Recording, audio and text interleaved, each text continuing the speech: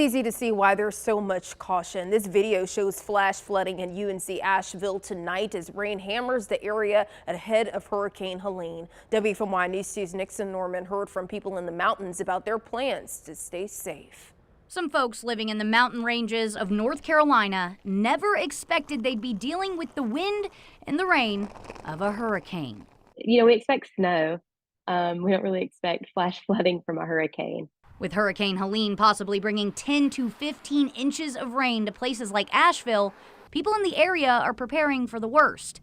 Asheville is where Chandler Young has been living for the past 4 years.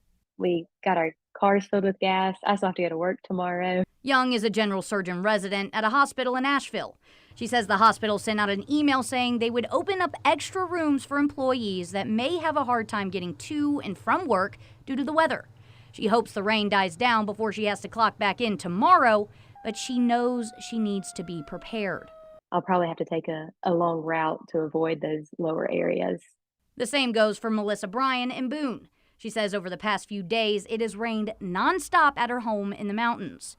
She's lived in Boone for 19 years and says she's seen events like this before. You cannot park at our mall if a heavy rain is coming through. Like cars flood, they float. There's kind of a river that comes through. She's cleaned out her gutters and stocked up at the grocery store, but she warns folks, if you don't have to get out and drive, don't. If things are bad, don't make it worse for the emergency preparedness people who will be out, because that just makes their job harder if they have to come bail you out of your car being stuck in water. Young echoes that, saying if you have plans to visit Boone or Asheville, it's best to reschedule.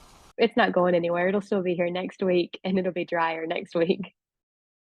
Now, when it comes to that saying, turn around, don't drown, the numbers show you shouldn't take your chances. Carfax data estimates in North Carolina 14,000 water damaged cars were on the road at the end of last year.